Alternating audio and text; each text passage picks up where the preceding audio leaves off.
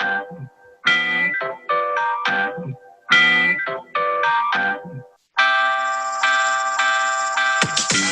it's Joe West from the West Barn with Mike Shimshack. Today, our guest is EveAnna Manley. EveAnna Manley, as it sorry. EveAnna, thank you for the correction. A. EveAnna Manley. Bunch of East Coast influence there. Well, you went to college on the East Coast, right? Yes. Yes. Yeah, Columbia. So, let me do my little intro here. She's the self-proclaimed tube chick. That's your preferred one, right? You said there's a couple I was reading, but your preferred I'll is go with that. tube chick and head and CEO and controlling warlord of Manley Laboratories, all things tubes. Great gear. We're glad to have her on the program. Before we get started, I wanted to remind you all to subscribe and share with your friends, hit the notifications and all that stuff. Real quick, you came up through in 1989. You were at VTL, and I loved reading that on your discography or your bio that you kind of did everything at VTL. You started, and did everything from testing, prototyping, engineering, purchasing, sales, service.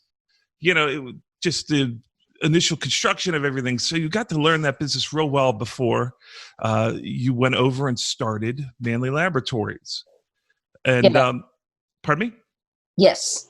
And that was started with your husband, David Manley. But then when you took it over in 96, from 96 to 99, I think an interesting fact that when you took over, the sales doubled, which is, the ultimate tally of the tape is, how you guys are doing. Manley Gear has always been on the top of everyone's list, it seems. And it's incredibly heavy, which for some reason makes me feel really good. All the Manley gear I have is, test my lower back strength whenever I have to move it or do anything with it. But more importantly, it sounds incredible. And me and Mike were just talking off the air that it's one of those brands. It's just like the BMW of audio gear, right? It's never been in the discount rack. You can never find a good deal on one, right? And I think that's a pretty cool testament to a brand that it never had to do anything, to end up in the 99-cent bin. So, and I think that's a planned exercise on your part. So congratulations on that. Our dealers need to make money too, and they all need to be treated pretty equally per their effort. And there's a strategy to sell gear worldwide, and it's not just lower the price. Right. We have to think about distribution and margin and all those stuff. In a world where everyone is lowering prices, you are not. We can't, or else, I'll put it another way. If a dealer's only making, $100 on our product, and there's another thing out there that's kind of similar, and they're going to make $200 on it, well, which one do you think they're going to push? Yeah. So, well, the other thing is when we talk about spending money on records, we say we want it to be on the reel. Like, we want the money to be on the reel. We want it to be what people hear. It's not all this, extemporary stuff that's on the outskirts of it, not a bunch of event-driven stuff, but actual product, things that make it on the screen or on the recording. And I get the sense that that's, looking at that circuit behind you and owning a Manley Variable MU and a Pultec, the money goes in the box. And the margins are chock full of. You can see there's barely a stray square inch anywhere in there. Yeah, and that's just, how do you get a reputation like that? Like what was it? Just a mindset, a philosophy, integrity? Yeah, I'll go with that. As a leading word. I think integrity of the product. It does what we promise it will do. It does what it says it will do. It lives up to that. You can see inside, there's tons of expensive stuff in there. And integrity of the company too. Like, we want to take care of the customers and take care of our dealers. And we've been doing this for more than 30 years. So there's always that risky moment. There's hope for integrity still. There's always that risky moment when you're building something, you're saying, no, we're going to do it this way because it matters, right, to us, because we're building it the right way. And you don't know how that's going to translate to the open market. You don't know if it's going to end up being something that is actually a viable thing. And sometimes you have to take risk and be the first to do something new and believe in it, and come up with a creative idea, see its viability, see it through production, and then educate people about why this new thing is a better thing. And I love doing that. That reaches into my best creativity, and it brings new things upon the market, and hopefully changes the world for the better.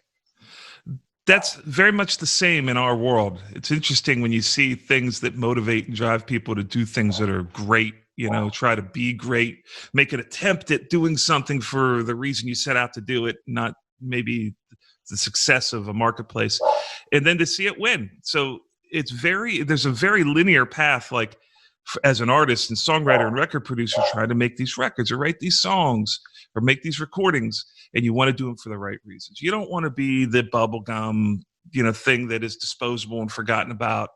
You really want to do why you got into it. And I feel like Manley's one of the companies that has always done that. When you go into a studio and see Manley Gear, you're like, oh, okay. Yeah. I mean, I don't know that I've ever been in a legit studio that doesn't have a Variable MU hanging out. They're all over the place, definitely. Thanks. And that Variable MU was probably the first. Was that the first product from Manley?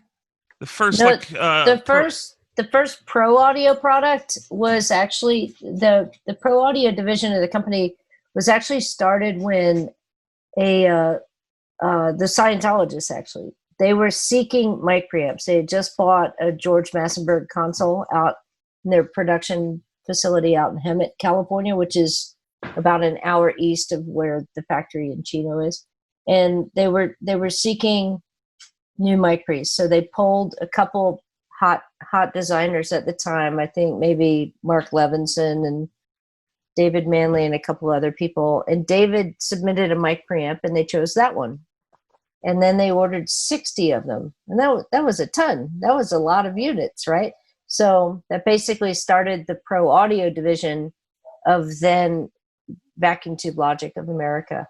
And so that was a Manley branded thing from the onset.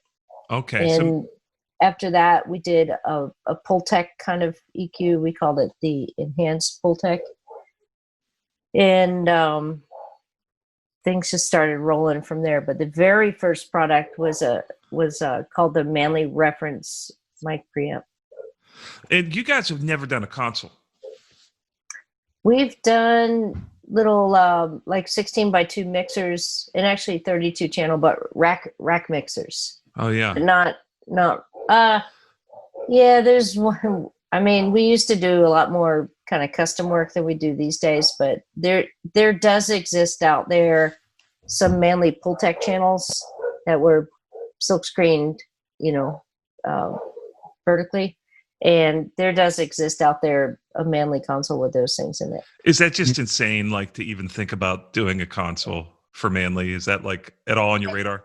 Well, it took a long time to realize that any kind of custom work or one-off work, it was just as much time to develop that as it is a product you can sell hundreds of. So after a while, it's like, we need to stop doing custom work because we can't really get paid for that.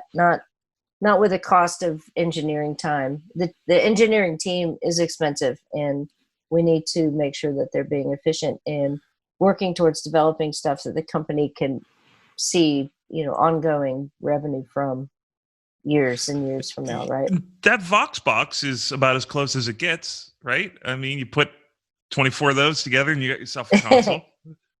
Go for it. We'll make 24 for you right now. It'd be a really hot control room. I'll tell you that. It might get a little warm. Was that one of the first channel strips to come out? It was one of the early ones, I'd say. I remember almost being inspired by the name of the Focusrite unit called the Voice Box.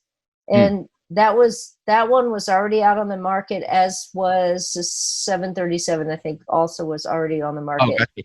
And so, but I looked at the voice box. I'm like, why didn't they just call it box? It rhymes, you know. So I got on that. That was my name.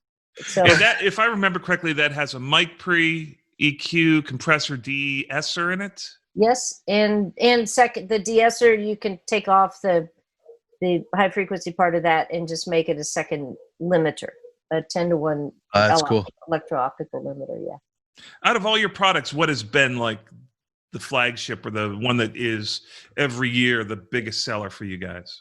Oh, the biggest seller? That's our ref cardioid microphone. Oh, Actually, okay. that thing is that the taking black off. one? Yeah. That's the Dr. Luke mic and all, Yep. So yeah, I remember selling that to him when he was still a guitar player for Saturday Night Live. Oh wow. Yeah, I think he bought it at the AES show in New York, and it's like, yeah, sure, here you can buy this, and then later he became like one of the most famous producers on the planet. So it's all good. Yeah, that's amazing. I think it's just my limited perspective. I think when I think of Manley, I'm thinking of like rack gear. I mean, I'm thinking of compressors and EQs. I'm not. I know that I've seen the Manley mics, but I just haven't. They haven't been on my. It's like sometimes you're an island to yourself. But what is when you're making everything that you do is tube? Yes. Más o menos, yeah, pretty much. I mean, some things like we've made utility switchers and like the Manley Backbone, which was a mastering insert processor controller. That was all solid state, for instance, and then we used to make a lot of all discrete transistor products under the Longevin brand. But Longevin, we've got sleeping at the moment. It was just at the time, it was just too much effort to market Longevin stuff and Manley stuff, so we shelved Longevin for a while and just concentrating on pushing the Manley name. With all the tubes that you must need to build all these boxes and all these things, where do you source those? And is that something that's like you guys control or just go by the market? Oh, well, in the 90s, I remember finding large stashes of old Joint Army Navy NOS, new old stock tubes. Like, we'd find 20,000 or 14,000 of that type or that type. So fortunately, we had the foresight to grab them. And that was a big investment at the time. To, go spend $20,000-$30,000 just parked on the shelf for decades. Wow. That was a lot of money at the time to do something like that with, right? And but I'm glad we did, because those big giant stashes supported production for a really long time, where we'd use that tube type only in the variable mu, so it took us a long time to kind of whittle down those tubes. There were other times where we'd get some of those NOS tubes and we'd test through them, and we'd use maybe 2,000 out of 7,000 tubes, and then sell the ones that we didn't like back out onto the commercial market, and they'd end up with some other company that maybe was not as fussy as we are. So but, nowadays, today we've gone through most of those NOS stashes that we had, and when we're designing brand new units today, we're definitely using tubes that are commonly available today, that are being made in Russia or China. For the most part, there's some good JJ tubes out there as well. We haven't really been in bed with those guys. We've mainly been using the Russian tubes mostly. Thank goodness. I'm glad they're still producing tubes, or we'd all be in a lot of pain. When you talk about a compressor like the Variable, do you guys do compressors that are not FET, let's say, but like a photo opto? We do FET limiters as well. You'll find a FET limiter in the Manley Core. You'll find one in the Manley Slam. And then the electro-optical units, that's going to be the compressor and the limiter in the Vox box, the compressor in the core, the L-up limiter in the SLAM, and of course the L-up plus, which is the 2-channel electro-optical limiter. There's your rundown. And then the variable mu is using the tube to change its gain, and so is the new mu. So we make the 3 types of flavors. We don't make a pulse width modulated limiter yet. You know. Well, maybe you could help us with. I don't think you're an electrical engineer, although it seems like you are.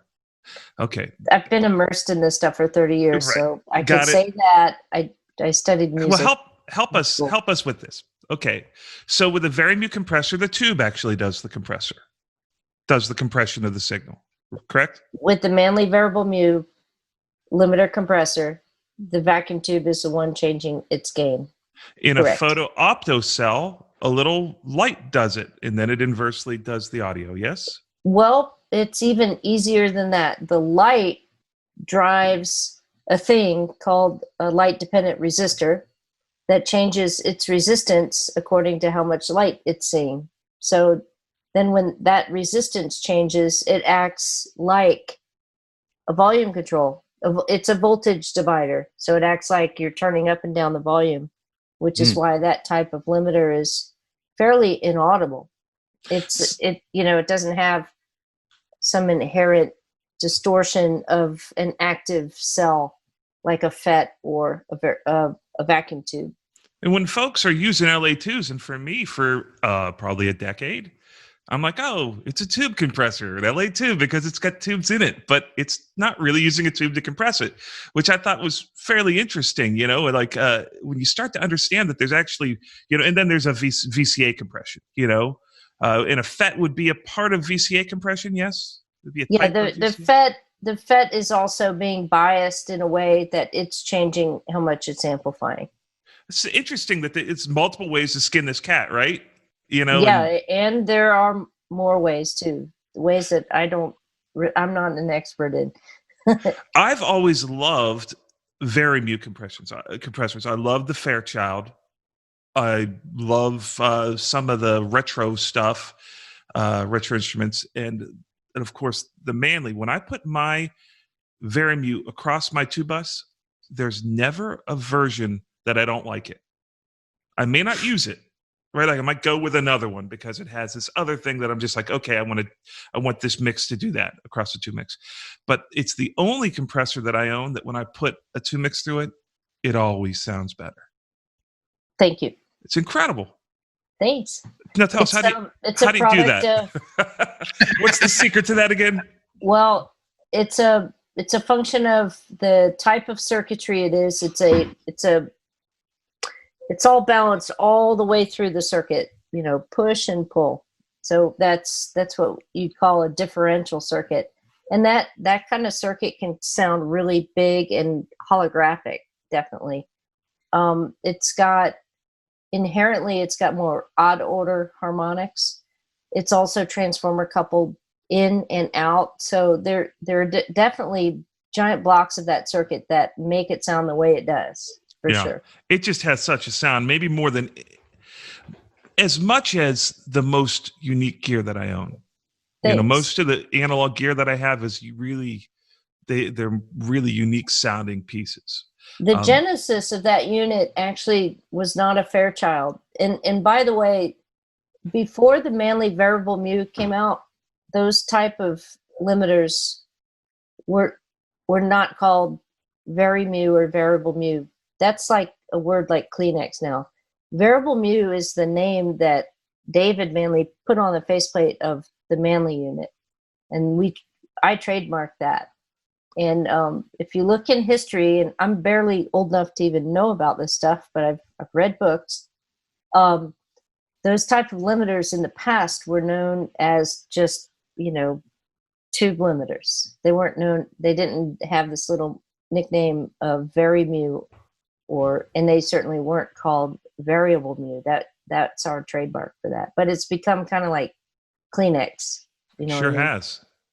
Where people try to assign it to everything, but that's Well, that's a whole topic of IP law discussion if you want to get into that. But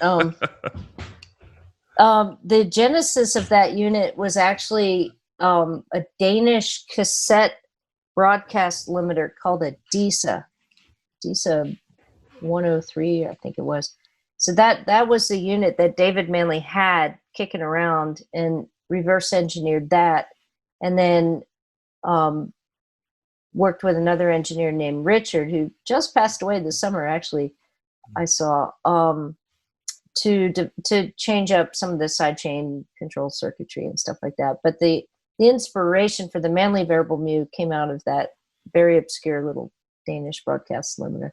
I know that you guys have had a couple of versions where you said you've moved some stuff around under the hood for heat reasons.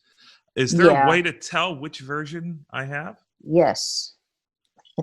The serial number is a great indicator of that. Okay. And then we have a spotter's guide PDF somewhere.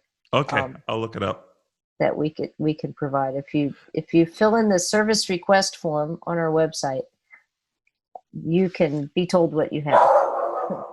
All right. So I wanted to ask you about the massive passive too.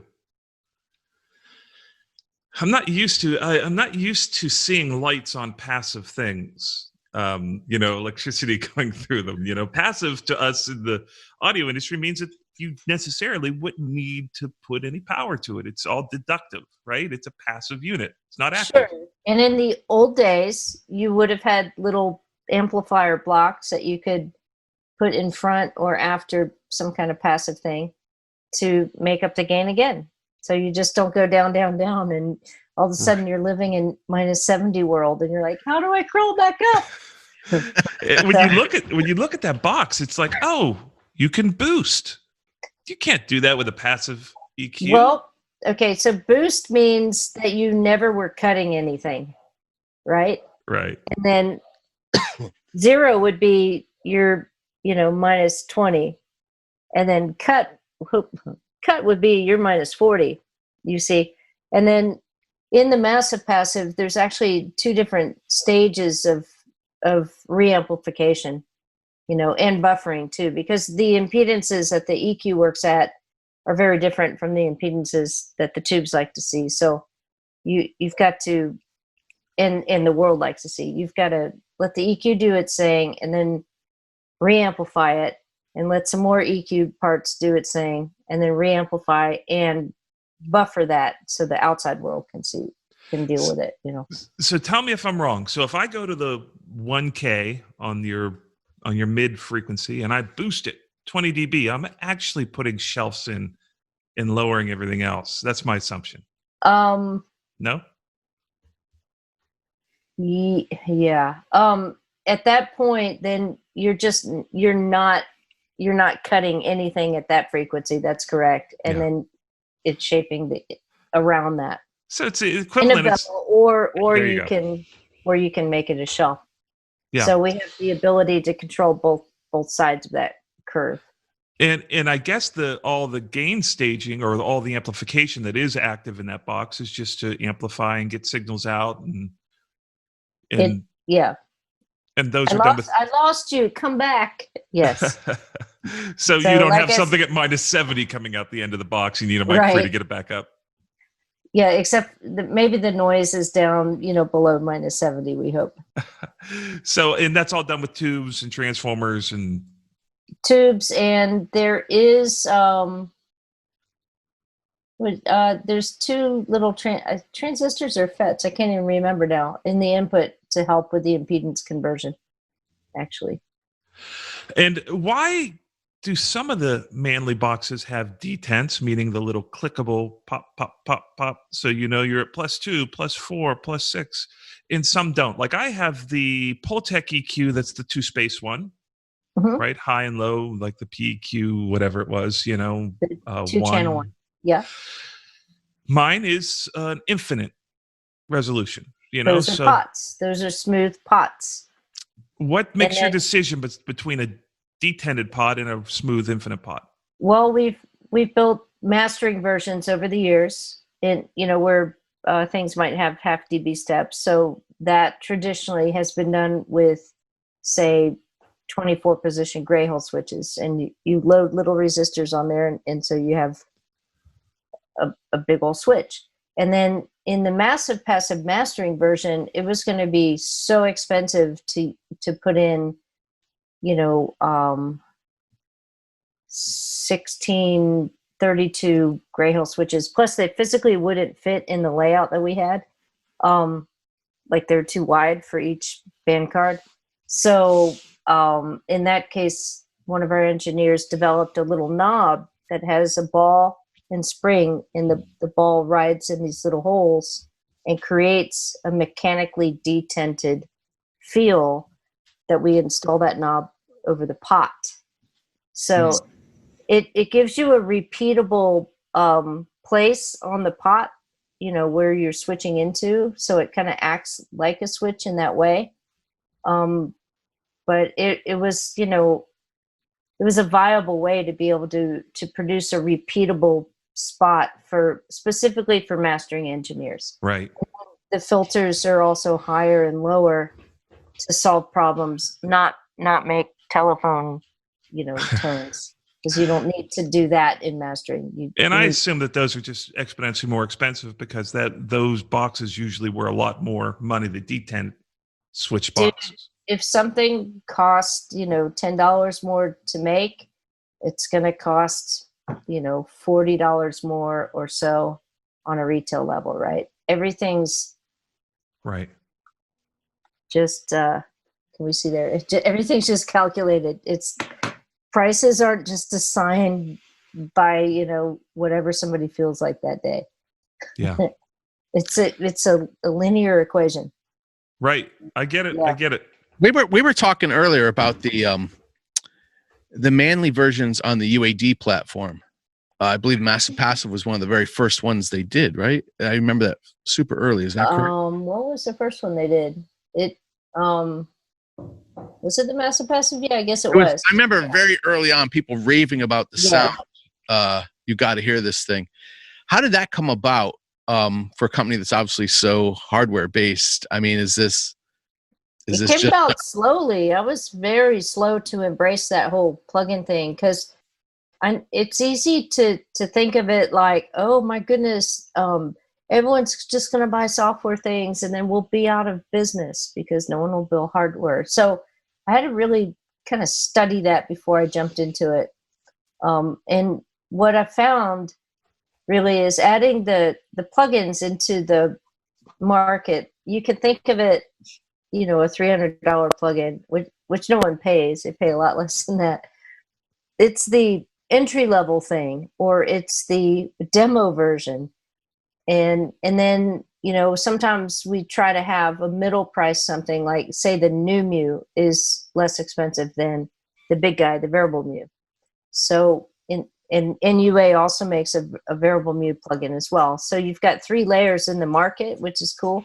Another thing I found was when people eventually do buy the hardware because they want to get that extra 12% good sound or whatever, they're not asking questions like, hey, can you help me on some settings for vocals for this? And because everyone's gotten to play with it already in the software world. So it does serve like the demo or the learning version for the hardware as well. You're happy with the sound of it, obviously. Is that something they came and they say, you want to check it out? Like, how does that work? I mean, I don't even... Yeah, we held their feet to the fire to make sure it sounded, it represented the real thing as accurately as they could, for sure. I don't want people to get a plugin and it sounds nothing like the real thing, and then they think the real thing sounds like that.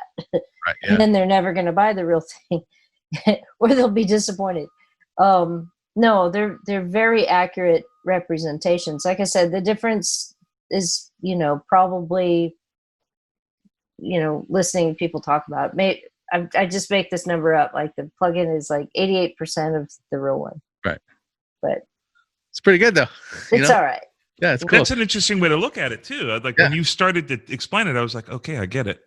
Because I would think like, oh, this is like, it's a little bit of a deal with the devil, right? Because it's the antithesis of Universal audio is not the devil. Well, I'm saying they're the a great technology. company. I'm sure they definitely are, but I'm talking about a world in which it's technology virtual based off of hardware, discrete circuits, and tubes. These two things, you cannot make a facsimile of a tube per se. So I would think like, oh, that would be something I would be stressing about. But I like that your perspective on it is like, hey, these are people that will eventually, once they get it, they'll eventually be hardware buyers, which is that's a cool way. I see it, and there's a fourth way I see it too. It's like it's another marketing arm of the company, and it's more exposure to different people than we would see up in the stratosphere hardware world. You know what I'm saying? Yeah. So they have a huge, Universal Audio has a huge user base and great exposure to a lot of younger people and people with much smaller home-based humble systems than Conway Studios or something, right? That's a great question. Who's give me an amalgamation of a Manley buyer? Who's a person that has the money That's to you, buy? buddy. That's you. Me. I'm one of them. But give me is it just like who do you see buying Manley gear? It's mostly like you notice a lot of these premium companies like Sonar Drums. They sell to guys that are maybe professionals that end up like being a lawyer, and then they want to buy a great drum kit. So they have people with means and great players, and then just regular people that are popular in the commercial world buying quality products. I'm just wondering, is it male 30 and over? Are there a lot of 22-year-olds buying hardware? I haven't run those demographics in a studied fashion like that, but we're an equal opportunity vendor. Everybody can buy Manley gear. And I've sold gear I sold a tube power amp to a guy that was living in his car. And I'm like, why are you buying this? Don't you need to focus on, getting out of your house, where you would have electricity to be able to plug this thing in? And no, dude, he wanted to get that thing now. And I guess later he got a house. I don't know. I mean, that was one of the stranger ones, definitely. We've sold gear to younger people, like their parents wanted, like Echo Smith Band. They had a hit a couple years ago. They were from Chino, actually. They used to come to my Christmas parties because they lived right around the street from the factory. I'm talking about when they were really young kids. And, so their parents would buy Manley gear so they could record the kids. And then they eventually became, a world famous band, which is awesome. And then you've got, experienced, famous rock stars, like Jackson Browne or something. And, or you've got Hollywood's most giant film scores being recorded with Manley mics, like by Sean Murphy, or mixed by Alan Meyerson. Everybody is able to buy Manley gear if you've got the scratch for it. Yeah. Well, and I think that the UA deal is probably talk about bringing it into the nomenclature of people out there making records on their laptops. If they're going to say, okay, if and when I can, then I'll grab a hardware version of it. All good. In the meantime, we're happy that they've got the software. Yeah, that's cool. I was amazed that you only had you tell me if this number's correct, but at the time I had watched a video with you in it, you said you had 25 employees. Yeah, we've added a couple since then. Got around 30 right now. It's incredible. My perception is that there's a lot more people. It's such a big brand, right? We work our asses off, man. We just work hard, dude. It's cool that a little 11,000 square foot, in my mind, when I see Manley, it's such a polished, big box image, right? Like my perception was it was a giant factory, like where they make, Ford Festivas are coming off 11,000 square feet's kind of giant. It's big. It's just, it's amazing. We work vertically. We use all our cubic inches in the whole building, definitely. It's amazing it's really a mom and pop organization. It's not a big corporate thing. I like that about it. And I just thought it was really like in my mind's eye, you always think the reality of one thing is something, right? And it's like, wow, man, they're like just some people scrapping it out, making great products. It's like the guys, like when they were making the Apple shoot where they were in the garage, right? You know, it's like there's that kind of energy to it, which is like these people are doing something they believe in. They're doing it like hands-on, and it's a group of 30 people, and they're out there changing the culture of gear, which I think is a really cool thing. It takes a lot of great leadership to do that. So thank you. Kudos to you. I'm humbled. Thank you. Can you tell us just, we're going to be signing off here in a second, but I wanted to ask about your Massive Pride EQ. Oh yeah. Tell us about that.